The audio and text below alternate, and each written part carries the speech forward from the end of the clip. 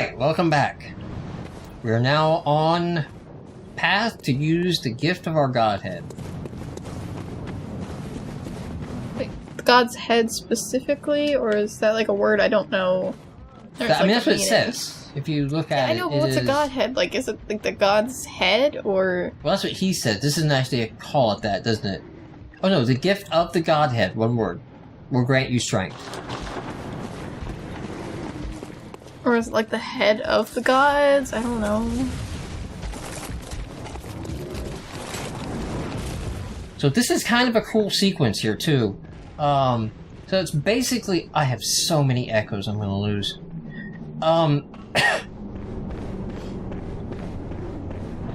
Come here, and... Oh, can't open the gate. Oh, this is happening again. But... we didn't die.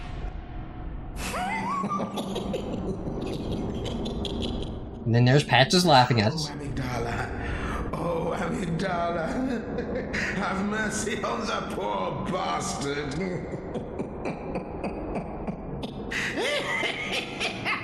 Clearly Patches is enjoying his little play.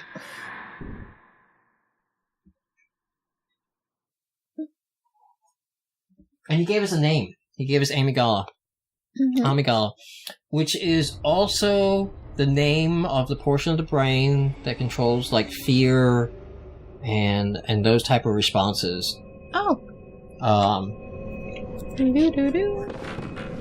So now we're in this strange place. We're in the lecture building. If I hadn't already gotten the achievement, we would have gotten a trophy just now that told us, welcome to the lecture hall. And the trophy confirms this is in Bergenworth. Okay? It could possibly be at the School of Mensis, if you're not clear, because it links to the nightmares that Mensis is involved in, that we'll kind of get into later when we get to that, because it's kind of the end place where the game's getting. So I'm going to jump ahead. But I just want to state that this is in Bergenworth, not in, Mensis. And, Bergenworth, Master Wilhelm is all about we need more eyes, right? And one of the reasons that you can also confirm that this is Bergenworth is there's, in Bergenworth, all over these things. These jars. And check out what's inside these things. Oh. I am not happy right now. Just jars and jars of eyeballs. I don't like eyes. What is wrong with you? Don't. All over the place. Oh, that's gonna bother me. So, one thing about this area, and the reason I was kind of anxious to unlock it, is it is the best farming area you can get early in the game for leveling up and farming your character and getting souls. So now that I have this unlocked, I can do this off camera anytime we need to get souls for vials, for guns, to level up, whatever. You can come over here and talk to Patches. Oh, you can see him. He does not look great, does he? That looks super... looks so creepy, huh? Yeah. What a joy it is to behold the divine. It must be such a pleasure. You're in my debt, We're to thank him for this. To the field. But here you are, treading a measure with the gods. He's brought us into the realm of the gods, right? Apparently. And wants us to be happy about that. Are your feet as fat as your wits? Oh, cease this dithering. Take the plunge. Throw yourself to the wolves. And that's kind of all the dialogue he has at the moment. Are you? There we go. Yeah. So, now he's brought us in here. Now we have a lantern. Oh, actually, I kept my souls. That's kind of cool. So, kind of need to do a run through this area. I just played this on a playthrough on my main character, as I've been actually helping people, and unlocking areas so I can help people. Because that's kind of what I want to do now. I think this door is locked at the beginning now. So I don't think there's any major lore to to find in the rooms when we start. Gonna do a more quicker thing. This building has 2 floors, okay? And the second floor has some very important lore. Also, this building loves traps. So this is a Bergamore scholar right there. Is that what he's called? I mean, we can confirm this is Bergenworth and he is a student. Yeah, but I think it might just be Scholar. Okay, Scholar. we got the lecture theater key. Yeah, it's just Scholar. Just scholar. Scholar. And we can get some student uniforms here. So, let's check out the lecture theater key. The key to the lecture theater and the lecture building. Today, the 2 stories, even telling you, building is adrift in a nightmare. But once was a place of reflection where scholars learned of history and archaeology. Perhaps it still is, as the students in the lecture theater appear to await the return of their professor. So they're waiting for Master Wilhelm. Okay? And No, what happened to them to make them Master Wilhelm? Yeah. We'll find him. Not him. I mean, them, like... Did they, like, experiment on themselves while they were waiting? Or, like, what did they do? Oh, well, they're pulled into the nightmare. So, possibly the School of Mensis, it's not really clear here. Pulled Bergenworth into the nightmare? Because people are all about trying to understand Bergenworth's research. Yeah. Because it got the furthest in understanding and contacting the Great Ones, and trying to replicate their experiments for their own nefarious and self-motivated reasons. Okay? So Bergenworth actually kind of stays true to the pursuit of knowledge and enlightenment and elevation, whereas everybody else is like, ooh, the blood's powerful. Ooh, this artifact's powerful. Ooh, this stuff is powerful. I'm going to go become powerful with it. And I just need to learn what you knew, and then I can go rule the world, basically. Right? So, here's the uniform. Uniform of the Bergenworth Bygone Institute of Learning. This alternative lacks the thick cape.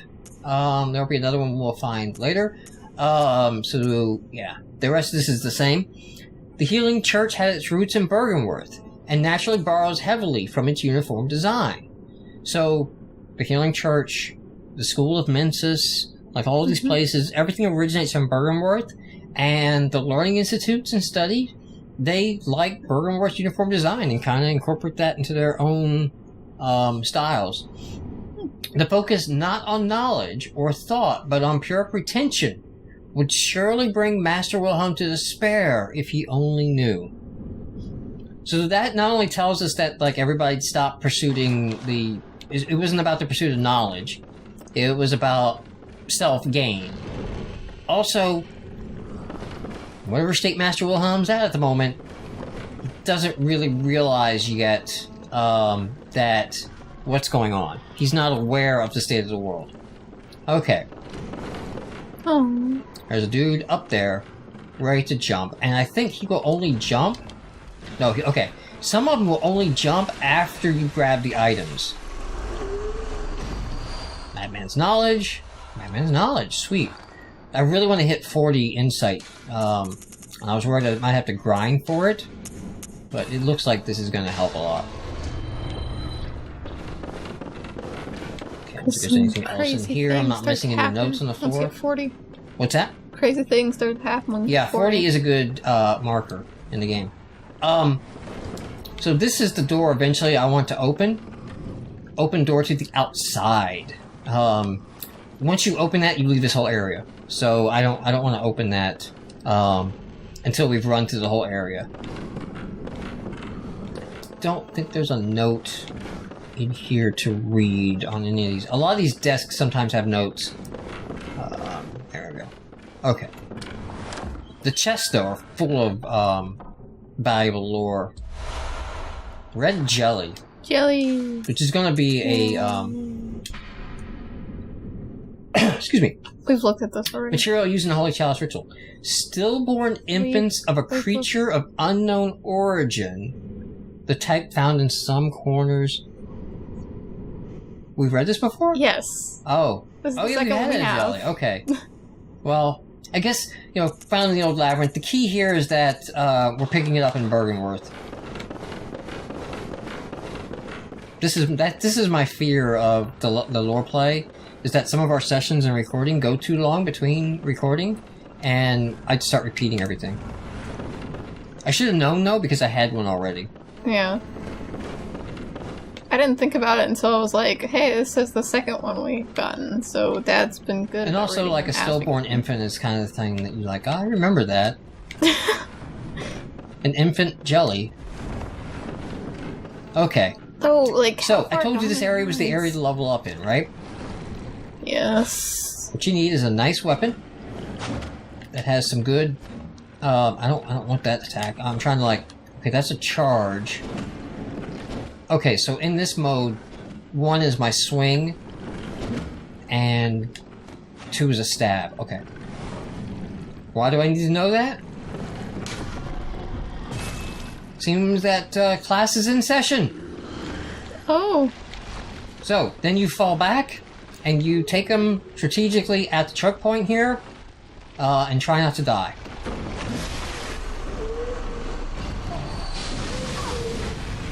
And they have an insane attack reach. So I gotta jump back. They are really vulnerable to a an elemental weapon. So if you have an elemental weapon, fire or bolt. Oh geez, it's getting really bad for me. Yes, it is. I don't have bolt paper queued up. So this is not the great place to fight them, though.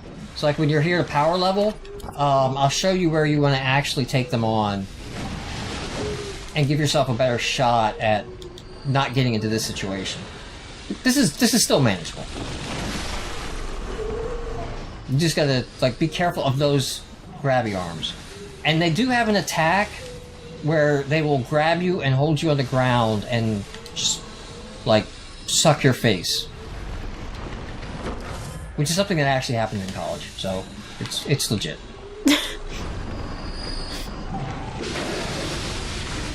Also, they kill the frame rate like no other creature can. That's their other secret attack.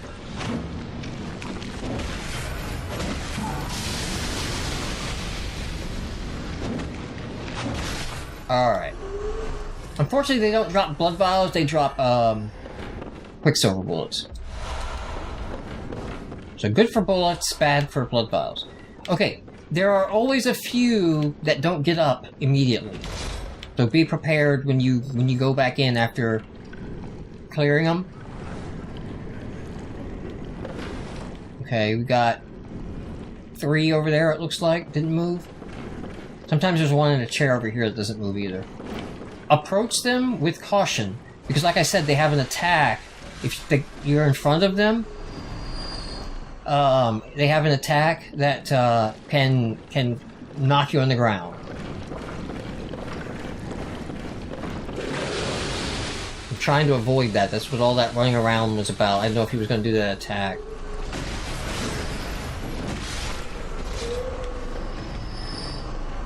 Alright. Doing... So we've got this area cleared out. This lecture hall is done.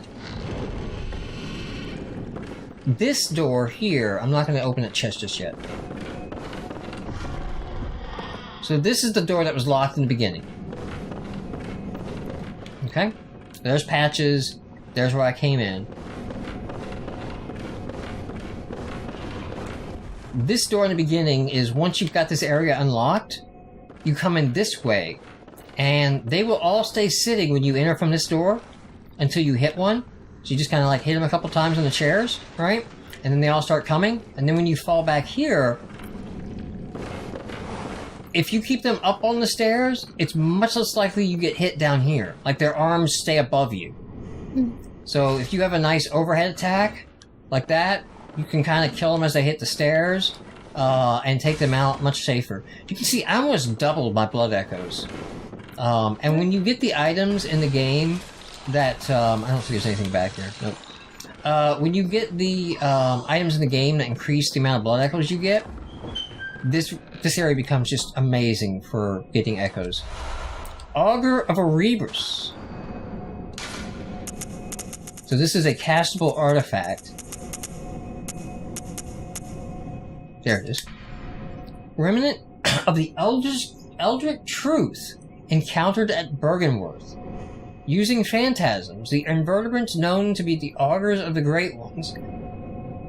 It's an augur. Which, I'm gonna pull that up because it has a really, the word augur has some really cool, definitions. Other names, to partially summon the abandoned Abretus. Okay, so Abretus is a great one you will fight later. Right, she's in the game. Yes, she's listed here as abandoned. Now, we've talked about the Great Ones not all being, I still hate her because she's a great one, but poor thing. Well, that they're all not... The Great Ones are not necessarily even the same race. Yeah, I know. They're just sort of... It's a sort of an ascension status. They're just basically gods. Yeah, I know, but they all just... So that something they happened. just feel so condescending to me, and I just want to kill them all. Well, and so this kind of implies, like, the Great Ones that we know are people that have ascended, a race ascended. So let's say somebody kind of figured out secrets of the cosmos, and they were like the first to ascend to Great One status or something. And for some reason, Ibris didn't get the invite to the sleepover. And is left behind. She was the left behind one. The initial encounter marked the start of an inquiry into the cosmos from within the old labyrinth and led to the establishment of the choir. So, the church forms, the vicars in the church that do the blood administration. Yeah. They form the hunters, right? To go down and do the hunters. There's the School of Mensis, which is formed to kind of replace Bergenworth. But the choir forms as sort of like a special research group to research into the labyrinth in which they found Abretus. And eventually the choir does get audience with Abretus. They are able to find and reach contact with her. That is the Great One in which the choir does it. So, in ancient Rome, augurs were religious officials who observed natural signs, especially the behavior of birds, interpreting these as the indication of the divine approval or disapproval of the gods. Oh. So that is one of the, like when I was kind of doing some lore research, the basic version is an augur is a portend to a good or bad outcome. And basically, like, this is the indication of you did good or bad. So the augurs of Abretus are basically the proof of her communication, right? So that's kind of a key lore thing that you do discover here in this zone. I'm gonna pop my head out for the end of this episode. Perfect place for us to end. I'm gonna pop my head out this door so I can get to the zone. Light the lamp and bail like a scared little kitten. Because this is going to take us into the first zone in which we can be PvP invaded. Oh. Not quite ready for that. I look forward to it. I do enjoy the PvP fights in the game when somebody invades your world. It is a pleasant distraction.